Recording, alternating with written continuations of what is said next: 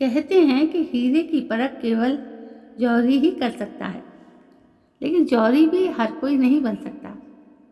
अक्सर हम दूसरों की बातों में आकर खुद को हीन भावना से ग्रसित कर लेते हैं या खुद को मूल्यहीन समझ लेते हैं, लेकिन ये भूल जाते हैं कि जो आपकी आलोचना कर रहा है, क्या वो एक सही जौहरी है? खुद की अहमियत समझना कितना जरूरी है, इस बारे में गीता में ज्ञान दिया गया है। गीता में इस बारे में क्या कहा गया है, चलिए जानते हैं। कई बार हमें महसूस होता है कि लोग आपकी बातों की, राय की या जो कुछ भी आप करते हैं उसकी कद्र नहीं करते। आप भी कई बार ऐसे लोगों की प्रतिक्रिया पर निर्भर हो जाते हैं और खुद को उनकी नज़र में ही आंकने लगते हैं। ऐसे में हीन भावना और आत्मसम्मान की कमी से जूझना सामान्य हो जाता है। लेकिन क्या आपने सोचा है कि लोग आपके साथ ऐसा व्यवहार क्यों कर पाते हैं? वो आपकी कद्र क्यों नहीं करते? चलिए आज इस वीडियो के माध्यम से समझते हैं।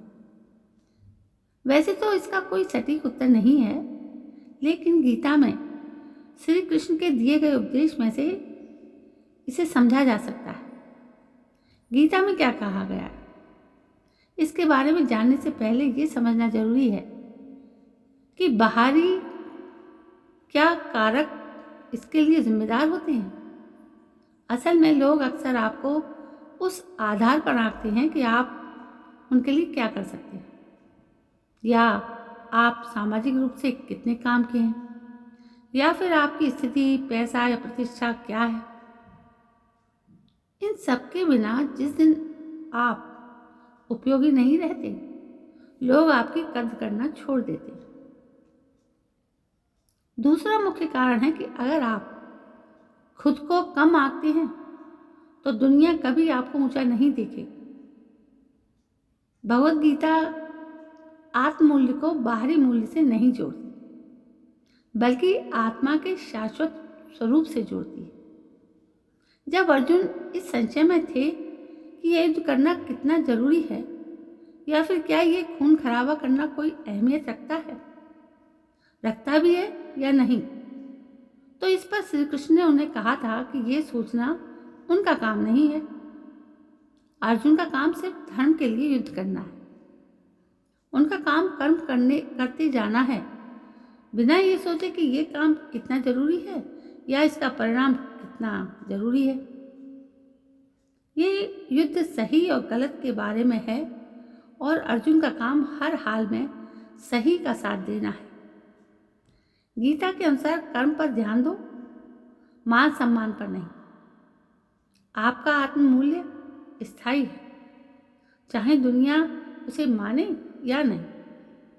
गीता के अनुसार जब हम आत्मा की दृष्टि से स्वयं को पहचानते हैं तो किसी भी आलोचना, असफलता या अस्वीकृति से हमारा मूल्य कम नहीं होता।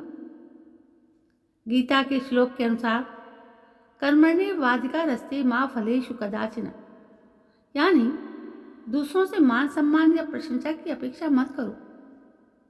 अपने कर्म को ईमानदारी से करो, यही असली मूल्य है। अपने रास्ते, अपने मूल्य और अपने स्वरूप में स्थिर रहना ही सच्चा आत्मसम्मान है। आपको ये समझना जरूरी है कि लोग अक्सर आपकी उपयोगिता की कद्र समझते हैं और आपकी आत्मा को नहीं। भगवत गीता सिखाती है कि आप स्वयं में पूर्ण हैं, आपकी आत्मा अमूल्य है। जब आप खुद को जान लेंगे तब दुनिया की नज़रें आपके मूल्य को बदलना शुरू करेगी। तो दोस्तों, भगवत गीता की यही सीख है कि लोगों की नज़र में नहीं, आत्मा में है असली कद्र। तो दोस्तों, आज इस वीडियो के बाद आप भी अपनी कद्र करना सीखें और अपने को पहचानें और अपने को बहुत मूल्यवान समझें। तो दोस्तों, धन्यवाद।